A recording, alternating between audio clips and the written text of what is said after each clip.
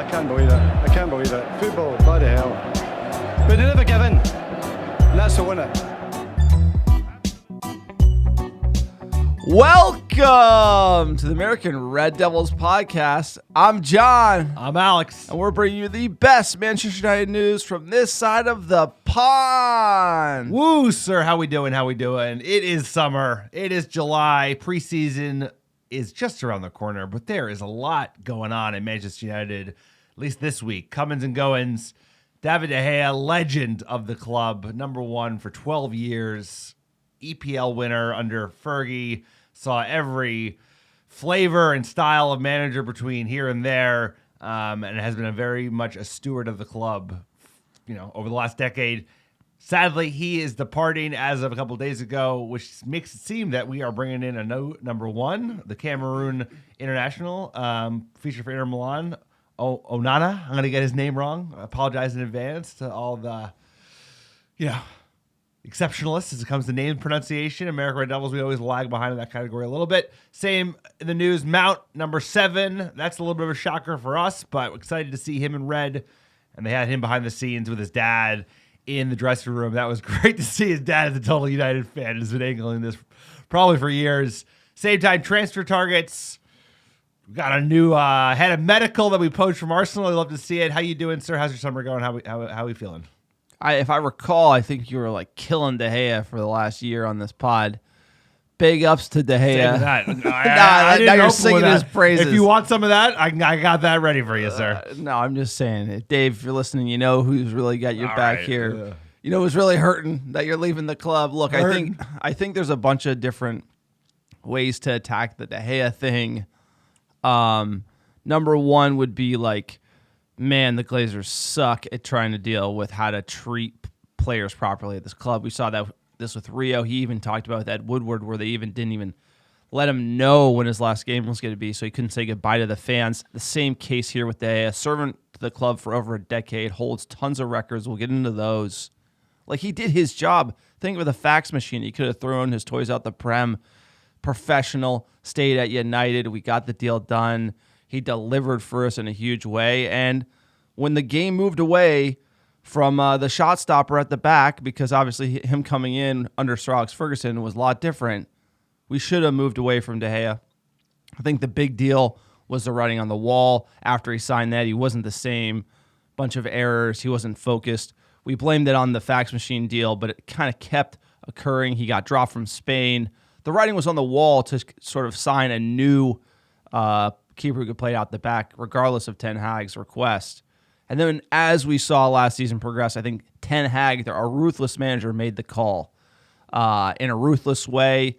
And sometimes you got to be ruthless in this business. It just sucks it doesn't line up for De Gea to clap with the fans. Big penalty save in his last game at Old Trafford. So the social media kind of farewell, it doesn't really taste too good right now for me as a fan of his, considering everything he's done for this club. But he's welcome back in Manchester. Sad to see him go. And look, heavyweight's the crown for the next keeper. Oof. Everyone thinks, keeper's going to be great. Trust me, when you put a goalie, you saw how great Dean Henderson played for Sheffield United. You put him in that goal at Old Trafford, a little shaky.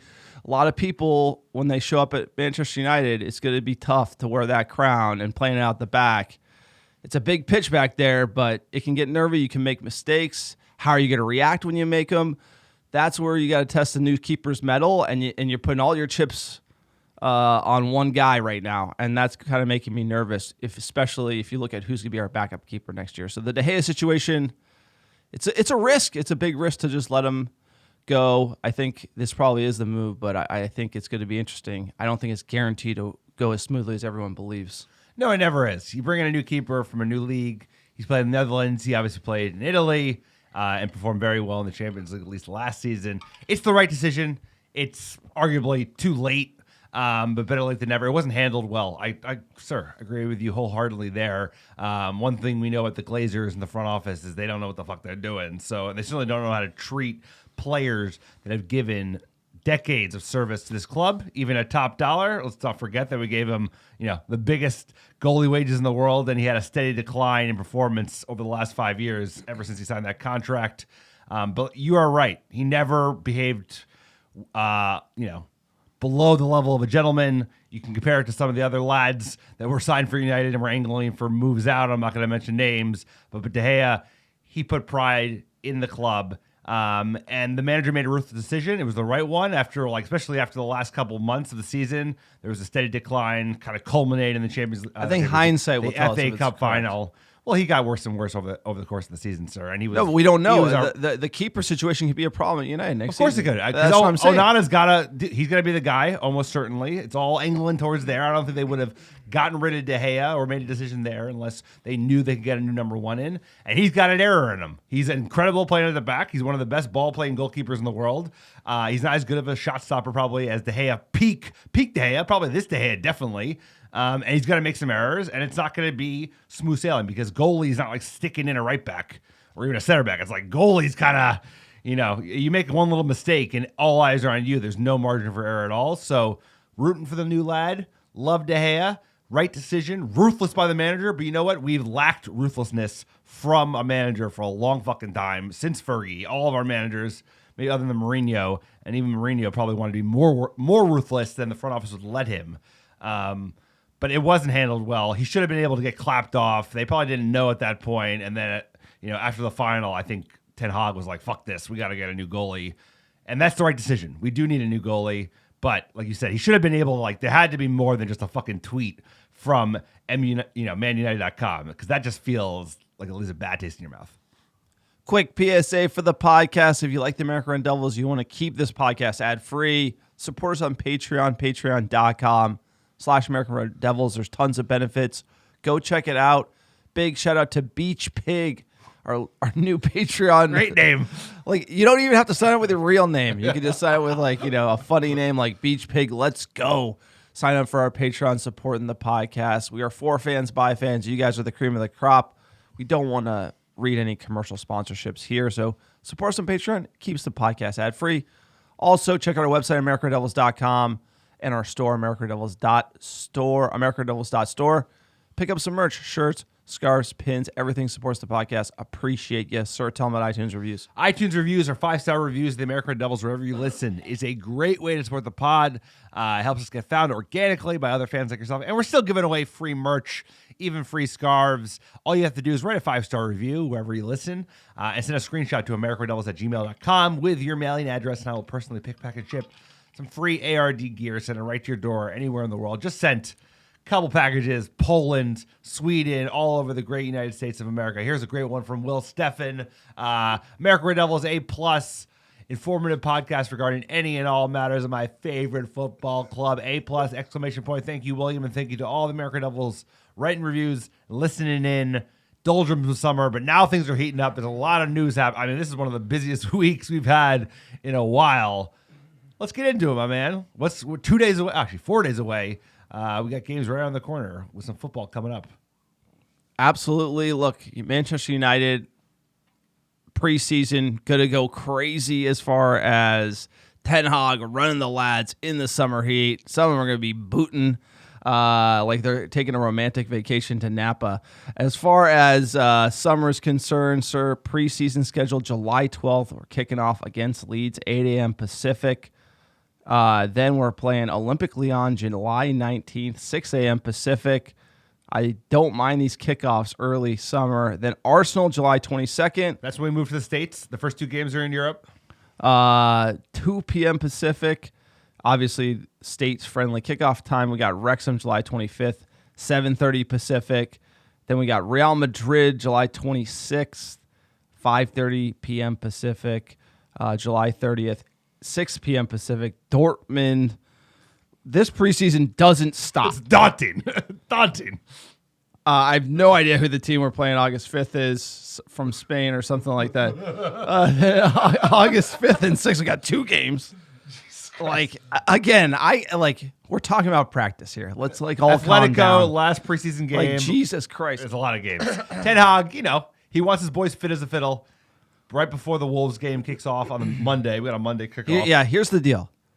Yada, yada, yada, yada. Lots of preseason. games. Lots of games. Wolves, August 14th. It's summer. It's preseason. Who's going to be playing against in the preseason? kids. Harry Maguire. Sancho looked good last preseason. Martial looked good last preseason. Like, give me a break. By the way, I said all those things before we got started. I'm not you call me a preseason hater. You are a preseason hater.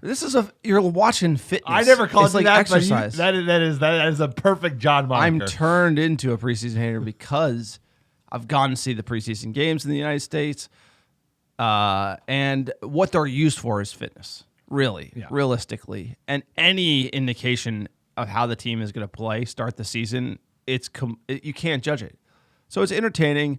You can see the players build chemistry. It's important. And the kids in the bubble. We're going to watch it, but we're not doing pods every game. We're going to keep the weekly schedule going, comment on it. But at the end of the day, I view preseason, I put zero value in it, honestly. And I did put zero value in it last season. Everyone thought Martial was going to score 30.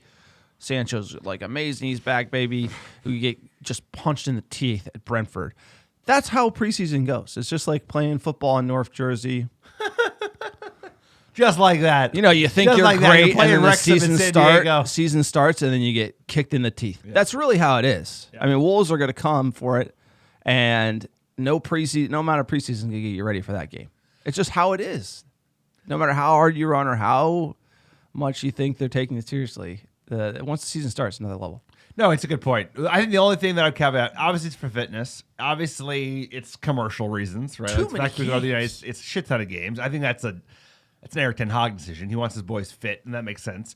The only thing is, like, there are a couple players in the bubble that you'd like to see get some minutes and maybe get a sniff. Ahmad being one of them, Hannibal being another one of them. I want to see Kobe play. Iqbal looked good last preseason. That's gone. Yeah, Never played. Yeah, I mean, that's true. It's true, but Ahmad is like a player that you season, dude. It's not an all academy lad. We preseason spent is $40 million bullshit on him. hype, dude. Anyway, preseason games are for like bullshit hype that won't materialize. Tell me what you really think about preseason. No, but think about it. Oh, Iqbal is great. What do we get in preseason? James Garner. Garner's great. I know. Iqbal's great. Players leave the game early with Ronaldo. Like those are the types of storylines you get from the preseason, and then it's just like, oh, we're gonna be so good. Look at the patterns. Like people replay like 1 30-second clip against like the Scouse bastards in Singapore, who by the way don't care about preseason, which is like the proper way to do it. And then like one triangle pass from Sancho, and it's like, whoa. I mean, we're so great. The style of play we saw last preseason, obviously, like we started the season poorly. We had 2 losses on the trot. It did not translate. It did translate. The style of play was a Ten Hag preview of what was coming. The directness, the high press. Obviously, it didn't all happen immediately in preseason, but there was a taste of it. That's good to see. With a new coach, there is like a little bit of like, what are you going to get? Obviously, you're not playing with a full team. So I'm just trying to be less of a hater on preseason because you know what, there is merit. We need these games. It's the hype. No, of course. Maybe it's because it's because we're thirsty, bro. It's because everybody wants games. Everyone's used to week in, week out Manchester United football. I'm just trying to be a realist. I'm trying to be a realist. Trying to be an optimist. The patterns of play we saw in preseason, I don't think we ever like certain patterns of play that looked really good. I don't think we ever saw in the regular season, unless maybe to the spring. But it's just that these teams aren't trying. It's really just a get in shape, have a go, have a few looks type of thing. And then if you blow that up and you rewatch highlights, you're just going to get hyped and then you get kicked in the teeth against the Wolves. But you're just trying to manage your expectations heading into the season, aren't you? I'm an expectation manager. Yeah. Let's go. Let's get into the news.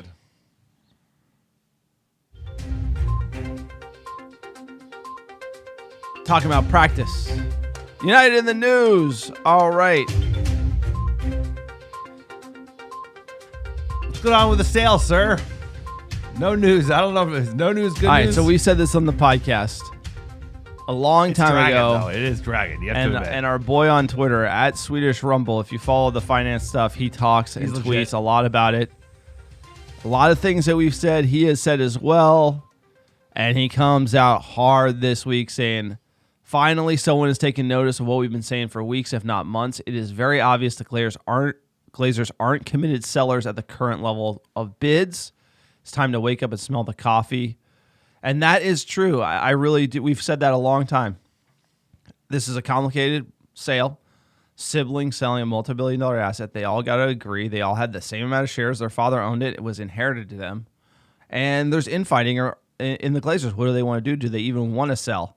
And they decided to run the process of like, let's see what we get and then make a decision. So they have seen what they got, and now they're fighting over making the decision.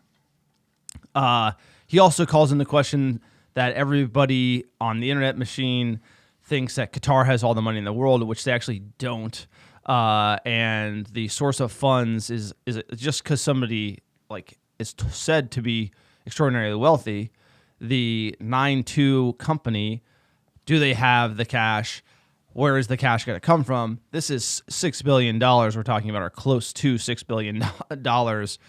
He even calls out the bank in Qatar is only worth $11 billion.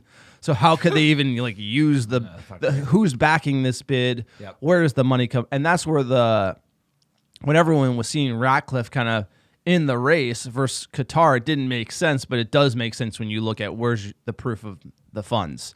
Show me the bank account with the $6 billion in cash. How are you going to get this money? I think that could be an issue of why things are being held up.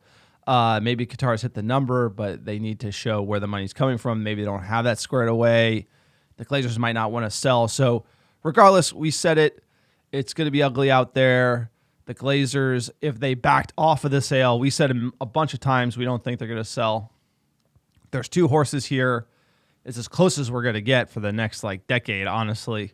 Yeah, because they pull out, they're not going to Got sell to get them in out. a year or two, right? The capital structure, they got to do something. So the idea that minority at a minimum, right? They have to raise some money. Exactly. So that's the whole point is they've run this club in such a shitbag way. It's kind of come to a point where they just need cash because they just run into the ground. And the club is not completely dead from a financial perspective because they're making money, but it's not at the rate of the credit card spend and the needs of the stadium, training, and squad. So they need some sort of deal, and it could be minority. There could be something else. Could be a curveball coming from the States, like $1 billion from an investment fund, etc. So, look, this race is not over. I just thought it was interesting that the Rumble here was commenting on the same things that we have been commenting on. Yeah, and you know what? We had heard a steady drip of news. Obviously, John, smartly so, you've been caveating this shit takes for a long time. Sales take a long time in general. Chelsea is not a normal sale because it was kind of a accelerated process because he was being forced to sell. The thing is, there has been an absence of news over the last couple of weeks. There was all this chatter from heavy publications in the States, right? Reuters and Bloomberg saying they were negotiating exclusivity. We've heard nothing in the last couple of weeks. We're hearing that Ratcliffe's trying to pressure the board to accept the bid. Like you said, Sheikh Hassim, we don't, how much money they really got. Either way, I can't call it now. I have no idea how it's going to play out. I don't want to be I'm definitely going to sell. I'm definitely not going to sell. But if they don't sell, it's going to be a world of shit. I would imagine that could be kind of signing up why they're getting proactive about signing players early and signing probably more players than we even thought they would, which they still might not. But they do seem to be getting ready to at least sign a new goalkeeper, maybe sign this young striker out of Denmark, who we'll talk about in a little bit. But this is one to watch, sir, because if they're going to make a decision, they're going to want to do it before the season kicks off well and truly. But either way, if they don't sell and they do a minority deal with some random fucking hedge fund out of the States, protests are coming back to Old Trafford without a doubt. They're already doing it. I don't think they're fussed about protests. No, I don't think they give a shit. That's really the call from the Swedish Rumble was, hey, we got a protest. The Glazers don't care about protests. No. They care about money.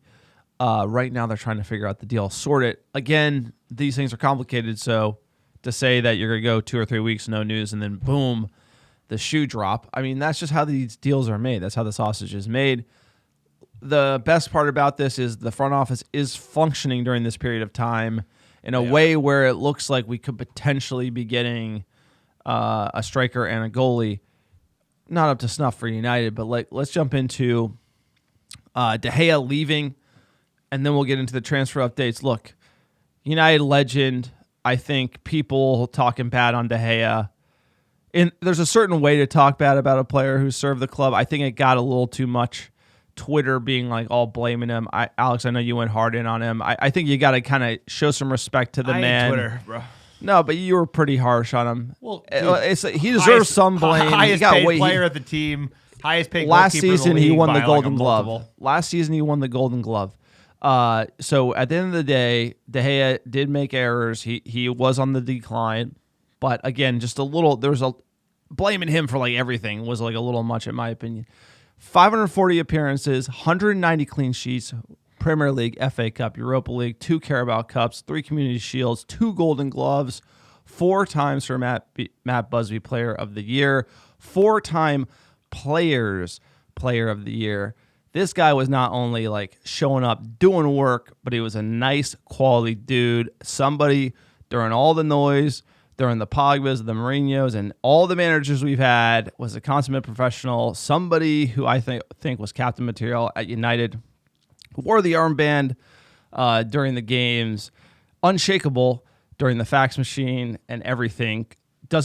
It basically doesn't surprise me because he was coached by the greatest manager of all time, Sir Alex Ferguson, and I really think United, great signing for United when he came in. He was a little weak with crosses, got better, and then faded. I think everything, I turned back to the fax machine. Money. He was going to leave. So the idea was like he was out the door to Madrid. The deal was done. Fax machine buffed it, and he came back next season, and that's kind of when you started seeing the mental. That and that affects a player, but he should have gone to Madrid. And then, okay, we signed him big money, and then his replacement should have been here a year or two. Dean Henderson comes back, kind of messed that up. It was managed poorly. I'm not going to blame De Gea for how the front office should have managed his departure from the club. And so that's where I think we should have spared him all the United fan hate, because he probably should have been on his way out the door a year ago. This should have been the farewell tour. But regardless, you say goodbye to a legend. He'll be welcome back. I think I'm going to look back on this, and I'm going to smile on his career, and I'm also going to laugh at all the fans that think the solution's getting rid of him, because be careful what you wish for.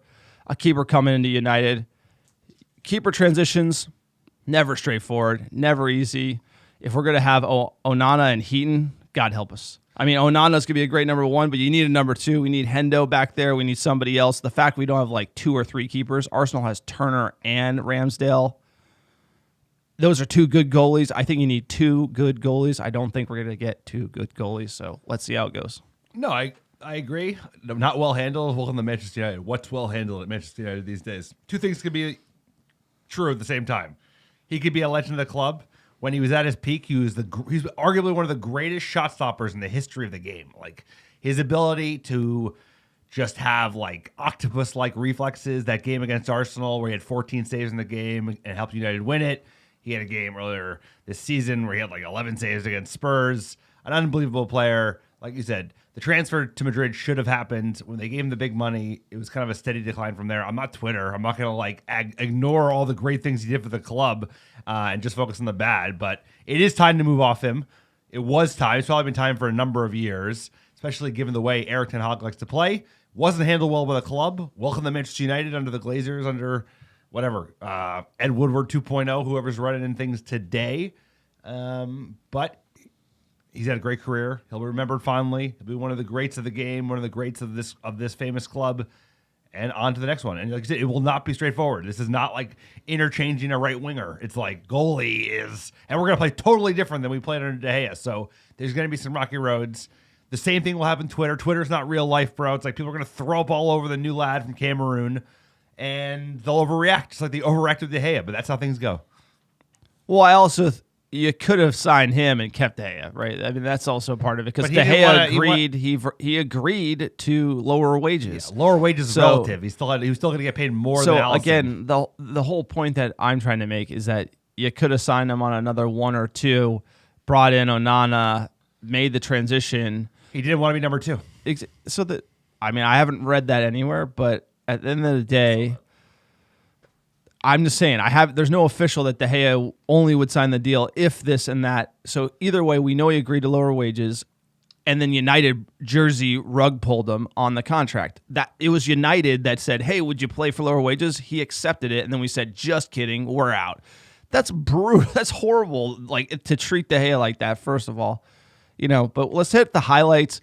De Gea came in to United as a youngster, and the best highlight the best story I've ever seen for a Manchester United player. I mean, he has it. It's like he basically walked into a Tesco, took a Krispy Kreme donut, walked out, and then they called the cops on him for shoplifting a £1.19 Krispy Kreme from Tesco. I thought that was the funniest story ever because a young Spaniard just walks in, just eats a donut, and then it's like all over the news. So headline, what a donut.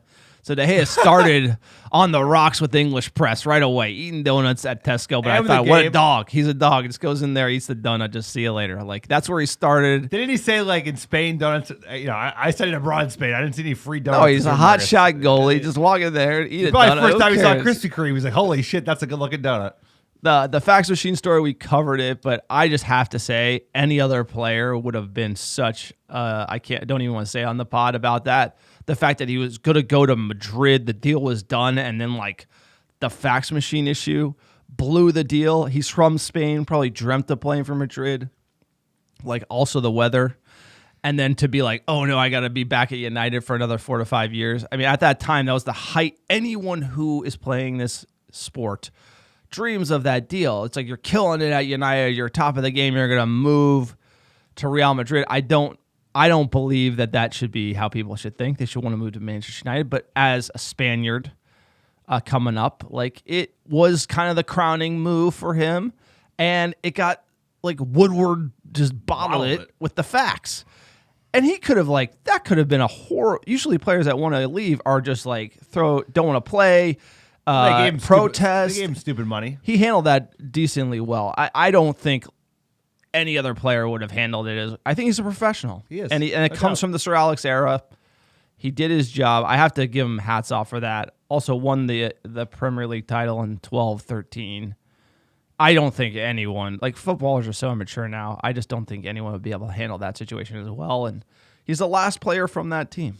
And that's sad because we weren't able to win it again. Every player who knew what it was like to win the title is gone. And we're nowhere near winning it. Well, it's the end of an era. And you know what? It was time. He's been a great steward to the club, but it was time to move on because the game has moved on. And at the end of the day, he's not who he was even 5 years ago. And I think we need a clean start. It's like, I agree. I wish we would have won one within 10. That wasn't going to happen. I hope it takes less than 10 to get the next one in. But now it's under Erik ten Hag. Hopefully new owners, hopefully a new front office. We still have a lot of things to change there, but everyone will remember Spanish Dave fondly. And he is a legend of the club, sir. Number one. Big fan of yours. You lost a couple of your guys this year. Him and Ronaldo. It's been tough knocks for John recently. Yeah, tough knocks for the EPL title winners here. Looking at De Gea, I think the best way to remember him is what opposition fans said about De Gea because, man, they did not like him at all, and it was great to hear what they had to say. De Gea could save the fucking Titanic. I told you De Gea is the best goalie in the world. I told you, blood. You see now, fam. If Neuer's not doing them thing there, you know. Neuer has bad boys in front of him. He's got dickheads in front of him, blood.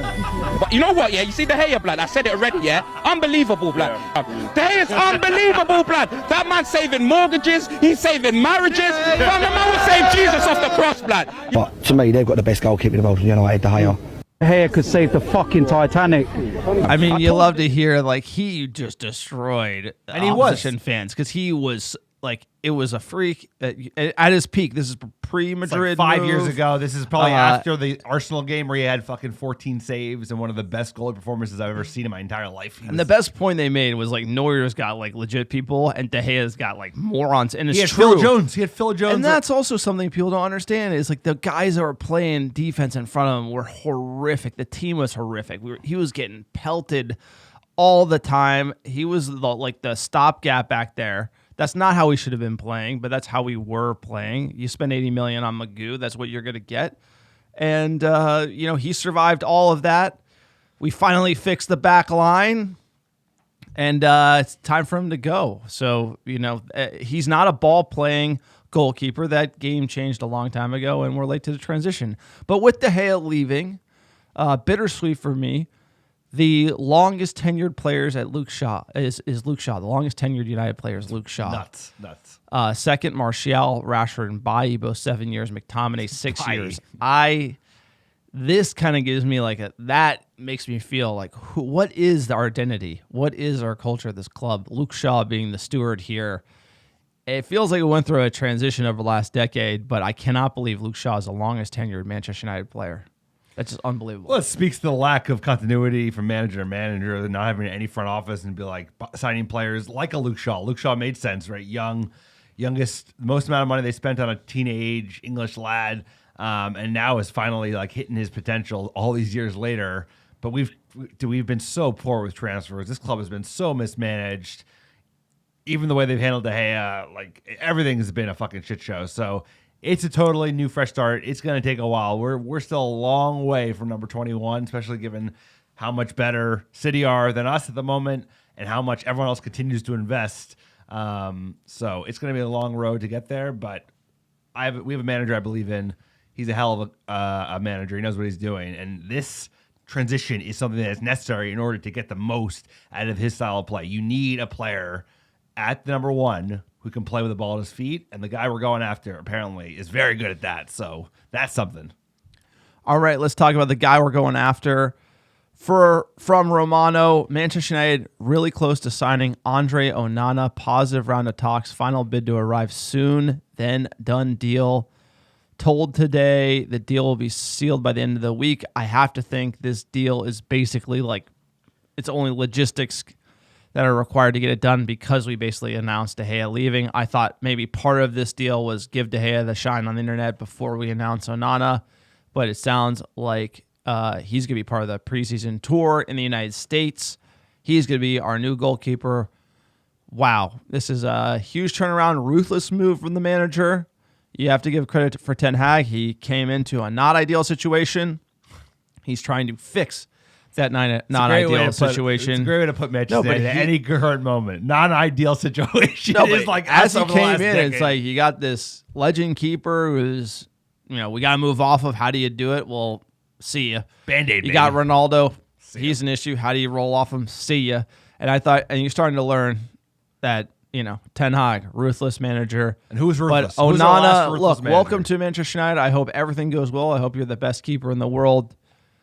But whenever you make a change at goalkeeper, it's something you don't want to do, and it just makes me nervous to do it. De Gea should have been done. I'm not saying we should have brought De Gea to run it back again, but in the way that we're doing it without the number 2 and, it just seems to me it's going to be a little nervy back there playing out the back to start, and anyone coming in, it would be nervy for the record. First time Old Trafford, big pitch.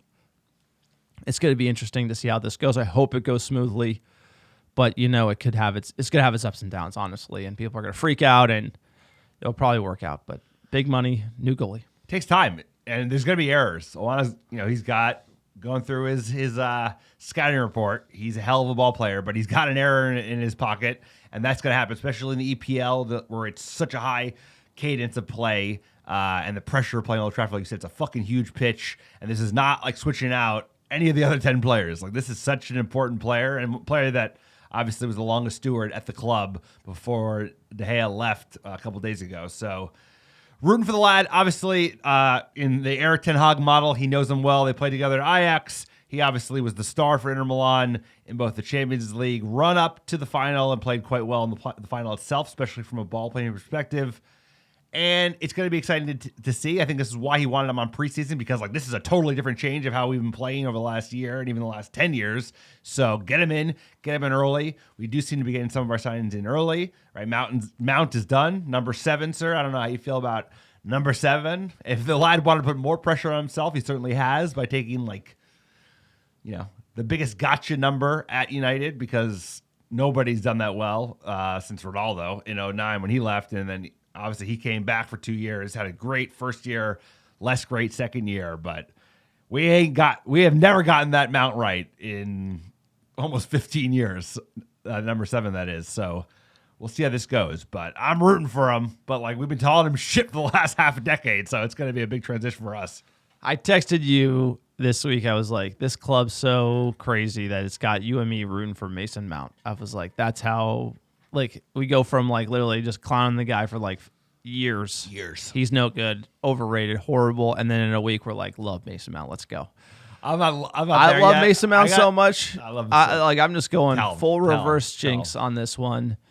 So there's the jersey curse on the American Red Devils podcast. Whenever we purchase a jersey of an active player, They do horribly. Horribly. I ordered Mount 7. Let's go. The day he was announced, I'm reverse jinxing it. The jersey curse is going to be killed. Mount 7, all in. He's either going to be the greatest Manchester United player ever or just horrific from day one. I'm going all in on Mason Mount, number 7. Don't disrespect the number 7. Mount is going to break the curse. He's the future. The Friar Tuck haircut, everything in me, whatever his baby voice. It sounds like he's got nothing in him. The Friar Tuck hairdo with the short fade, taking the number 7, which he shouldn't have. Don't worry, Mason Mount. I got your back. I got the kit. It's coming, and I reverse jinxed you, so you're just going to be amazing from day one. Let's go. Timestamp it now. Mason Mount, Manchester United player, 5-year deal. Greatest kid ever or the worst kid ever. There's only 2 options here. I know, it's either going to be the greatest kid binary. ever or the worst kid ever. I'm not going to say either way, but the reverse jinx, it is in here at the American Red Devils podcast. I know there's a lot of groans out there that end up doing it, but I think with a move like this, you just got to be all in because Mason Mount is either going to be the funniest kid. Like the only one, with the Weghorst 27, that kit is almost that. It's either going to be what's funnier, Mason Mount. I hope your brother's got a Di Maria 7. I mean, that's the saddest kid I've seen in a long time. You got the foul cow. Sorry, you got Schneiderlin. The Mount could be Schneiderlin played like 11 games, bro. The Mount could be the number 1. Well, the Schneiderlin jersey never got to my door. Yeah, but you bought it. So I never wore it, and then I got it refunded. So technically, that's off the list. You got a Januzaj. I have a Januzaj. Hey, Darmian played in the Champions League final. I had that one. Yeah. You got the Darmian. Like you got the Darmian. Do you get the Depay as well? I'm wearing the last year's kit with fucking Rooney on it because I don't buy any current players anymore because my losing streak is unmatched. Unmatched. No, you got the Cavani as well. Then you got injured right after you got the Cavani. Yeah. Hated it. Yeah. Hated the door, never ignored. So Mason Mount reverse jinx. Speaking of injuries. So we got an Arsenal doctor. This is big news.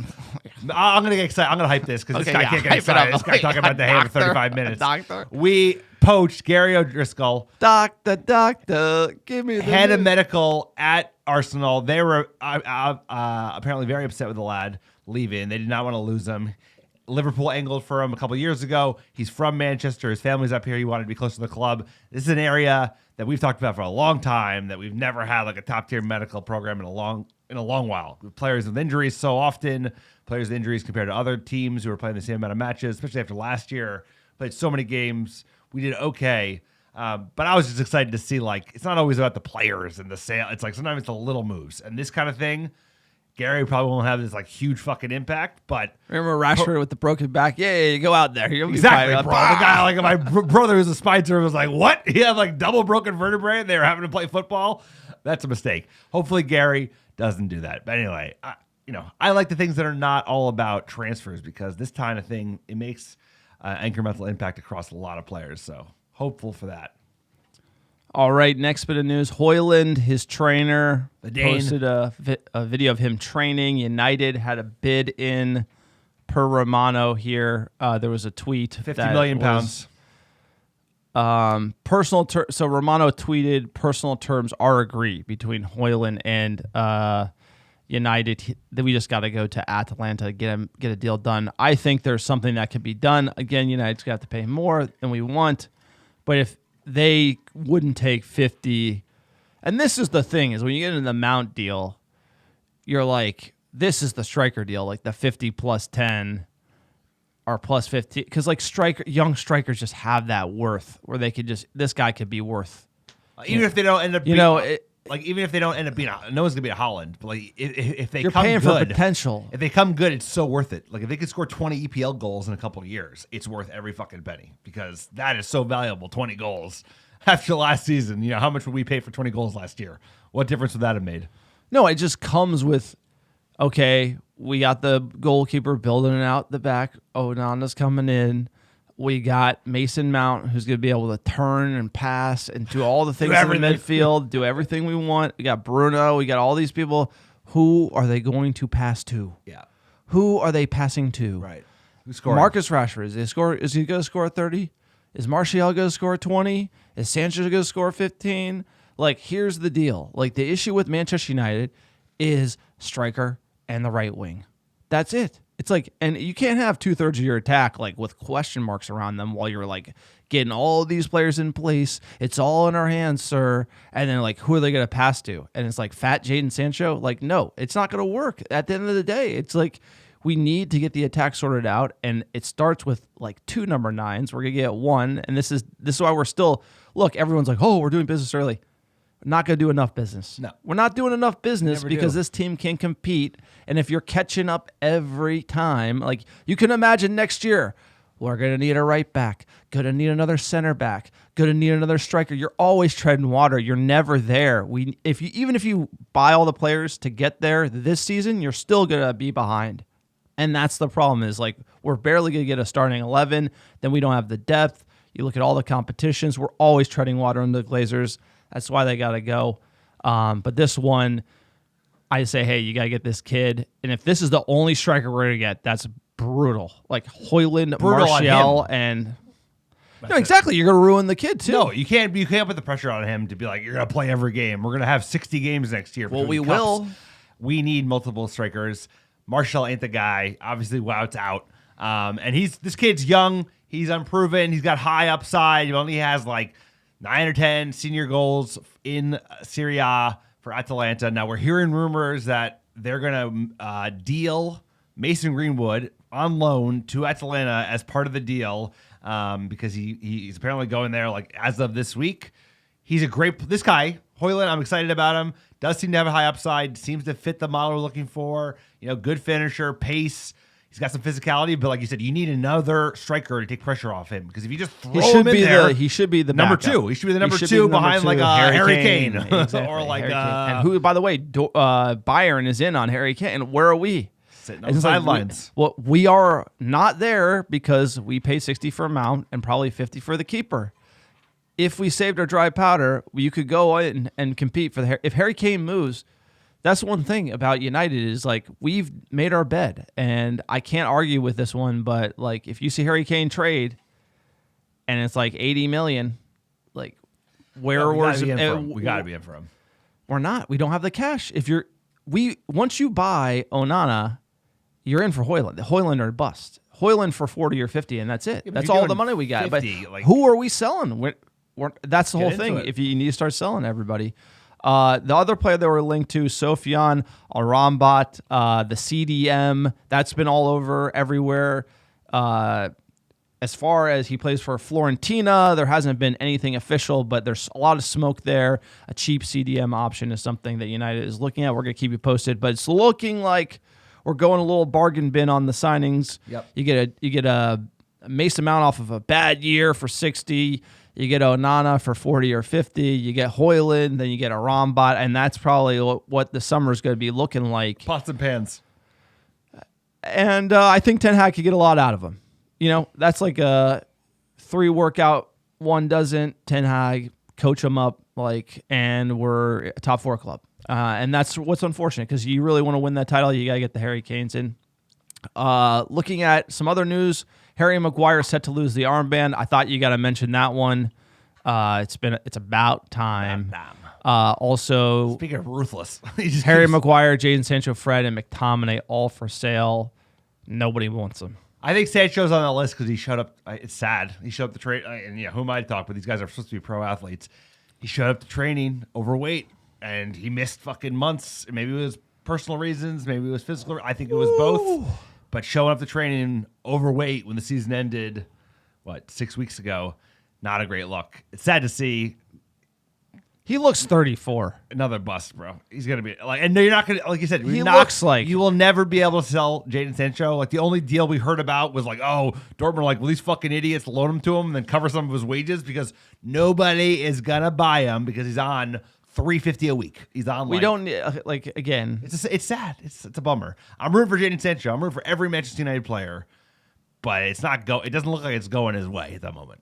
So it's like when they have the NFL draft, they're calling the dude's ex-girlfriend from freshman year of high school and the ex-girlfriend's parents, right? They're getting into everything. By the ex-girlfriend's parents, just bagging on Jadon Sancho. No, but you're calling everyone. You're doing everything.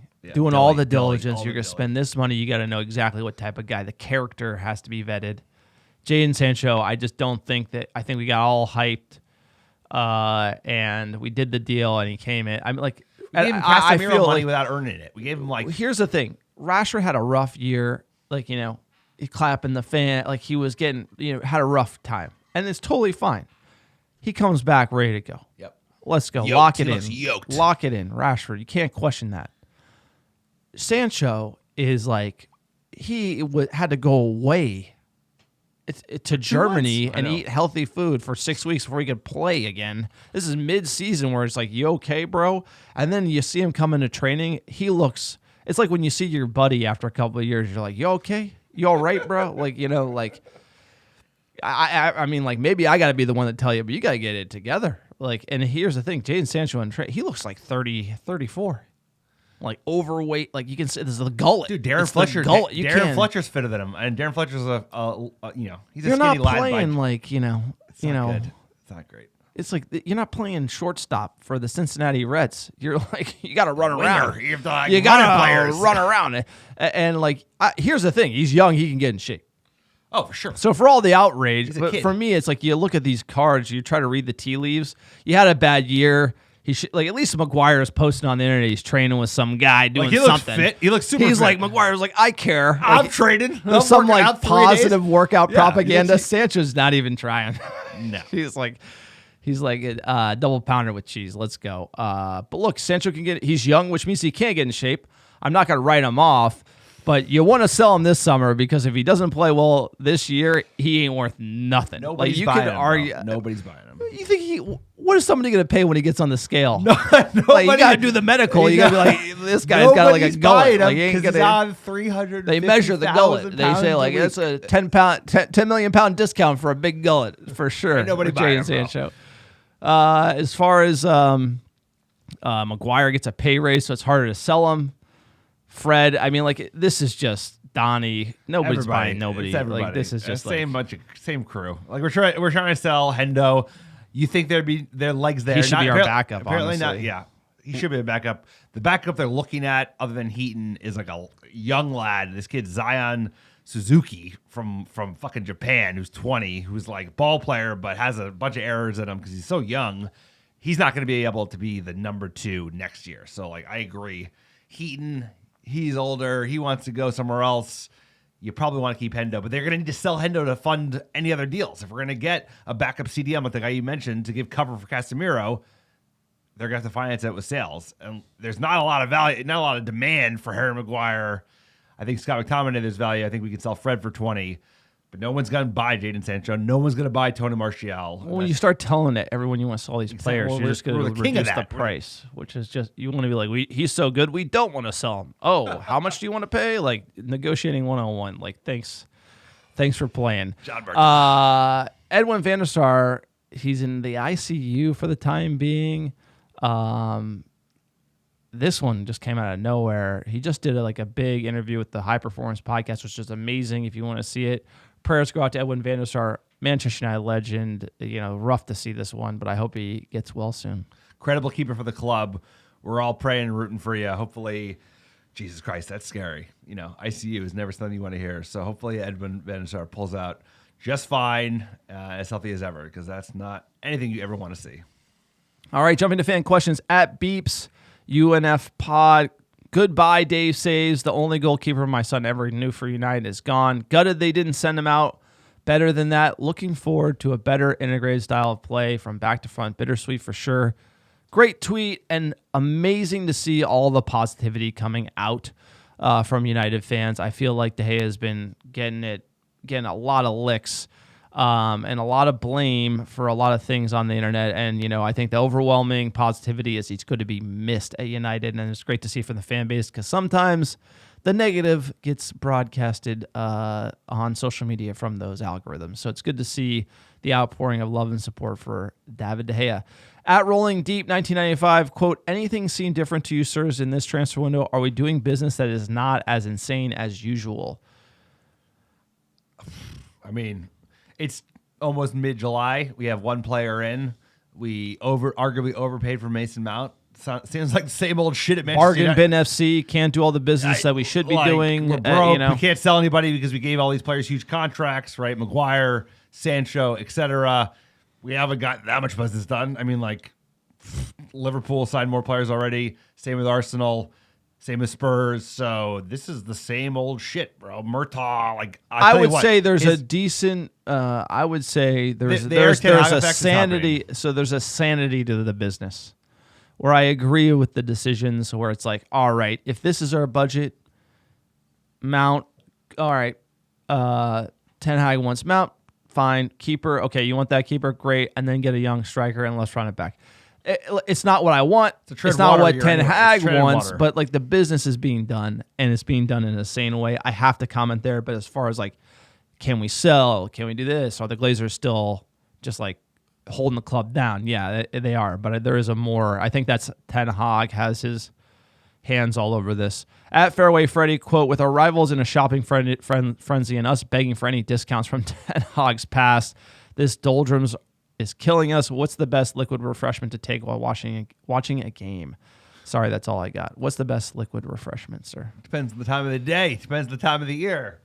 I mean, if you're in Manchester, this guy, you got swollen feet. What do you get? They make a fine Guinness, sir. They make a fine Guinness. I mean, Ireland's right across their little pond, and that is one of the finest beers around, especially on tap. Delicious stuff. But you know what? Some people don't like alcohol. Have a ginger ale, whatever suits you. You know, it's all about like whatever catches your fancy in that mood. But I'm drinking Estrella, Spanish beer for our boy De Gea going down. Straight, that's a Bass beer, but something for Spanish Dave. What a legend. Stateside, it's got to be a nice coffee, sir. Drip. Well, us doing 6 a.m. pods on the West Coast. Drip coffee. Let's go. At Dante's Inferno, quote, does Ahmad stay in the first team? Do we finish top 4? Casemiro or Bruno for captain? Ahmad should. I mean, you got the bluffers. You got Sancho, bluffer. Anthony, for the price tag, he's a bluffer. And then the right wing's completely open. He's got to be there. Got to figure that out. And looking at Jadon Sancho, it's like trying to sell him too. He's got to be in there. Anthony, Ahmad on the right wing. Love it. Do we finish top 4? I don't even want to. Well, season preview pod. We'll do it. We haven't finished the window. Casemiro or Bruno for captain. For me, it was De Gea was probably the captain, just because of the way he behaved and acted, maybe not performed. I'm gonna go Casemiro. The meltdown Bruno had at Liverpool. That was the moment that you don't do that and you're the captain. He was arguably the most off his game of anyone on the pitch. He runs hot, runs cold. I just don't think a captain needs to be steady Eddie. But obviously, I know how you feel about that. Obviously, Ahmad, he should definitely stay. Right wing is certainly not locked in. I think we finished top 4 by our hair on our chin. It's too early to say because we don't know how the summer's going to go. And Bruno's the captain. He's already the captain, should be the captain. I love Casemiro to death. He's a great player, but Bruno's the guy. Obviously, he's a little more even. He does the talking on the pitch type of. That's the difference. Bruno's dude, you have favorites. I know you don't like. No, I just don't like Bruno. He runs hot. It's not a good look to yell at players in a negative way. He's demanding of his fellow teammates. You know what? And not all of them. Best player in the field, by the way. Always caveating. But the best player on the field is not traditionally the captain. So that's also I also want to just clarify. I'm not saying he isn't the best player at United. Just historically, the best player, if they run hot and they're passionate, they're not the captain. The captain's like the kind of work hard, chips are down, like we got it, guys. Don't worry. So take it for what it is. At Gordon Frederick, if we scored 58 goals with a goal differential of 15, where do you think we fall next year? Will we see a more offensive game come to fruition? Who can get into double digits for goals? Seriously, where are the goals going to come from? This is a great question and a great point because if you look at our goalkeeper and our new goalie, how we're going to play, we're not going to win the Golden Glove next year. We're probably going to let in more goals. And you're right, where are the goals coming forward going to come from? So double black diamond for United, that is the biggest question. And if Højlund's I think honestly, we're just coming up light in attack. And maybe historically we've overinvested in attack, got burned, and now we're going to be investing in other areas of the pitch, and we're going to see how it goes. We've overinvested on the wing. We have underinvested at striker. We need a striker. We need a couple strikers. Højlund, it's not enough. You need more than that. Martial don't got it. He can't stay fit, and even when he does, he's not dynamic enough. He comes on and it looks like he doesn't want to get hurt. So it's all going to depend on if we could pick up goals. Because right now, Rashford, Bruno, pots and pans with Casemiro. He'll get a couple. Mount will get a couple. Anthony will get a couple. But you need a goal scorer at your number 9 who could score you 20 EPL goals if you want to have any chance of even just sniffing at the top guys. So that's the biggest open hole right now. We're going to get a new goalkeeper in. That's exciting. We need fucking goals. Last question here. What is Alex's favorite meat pie from at mhersey5? So you got to give it an answer. Anything here. not at, I'll tell you what, do not eat the pies at Old Trafford. They're awful. I love steak and kidney pie is delicious. Local favorite, only in England. This guy, you don't know, bro. You're not He's a a Brighton don't ask this guy. eating I'll tell you what, don't holder. ask John about pies. He doesn't know shit about pies. Curry pie, the whole Indian, Pakistani influence in England. They have all this they have curry sauces with fish and chips. They make a curry pie. It's delish. You can't lose. I'll tell you, this Make guy's sure they're been a good telling purveyor Jadon of pie. Sancho what pies to eat in Yeah, England. the difference is I don't need to run up and down the pitch all day. Hey, Jadon, you try the curry Steak pies? and curry pie, delish. What a podcast. Summer Muppetry. What a time. We're going to figure it out this summer. It's going to be interesting. United getting better every day. The Mason Mount double jinx is in. Onana coming in. Let's go. USA preseason tour. Everyone's pumped. If you like the podcast, support us on Patreon. Patreon.com/American Devils. AmericanDevils.store for merch or anything that you want. Sir, tell them about our last 10 downloads. Top 10 downloads last 7 days. Number 1, how you doing? New York, Orlando, Florida, Los Angeles, California, Chicago, Illinois, Dublin, Ireland, Toronto, Canada, Houston, Texas, Brooklyn, New York, Charlotte, North Carolina, and last but not least, Sacramento, California. Appreciate all the American Devils listening week in, week out. Couldn't do it without you. Appreciate every one of you. Enjoy the summer. We will be back with you next week. Talk about more Muppetry, more comings and goings, and we got some preseason to talk about when we meet up next time. I'm sad about this one. Hasn't quite hit me yet. Dave saves. Only one way to end this podcast. We're going to miss you. Dave. He never shakes. He's flying through the air.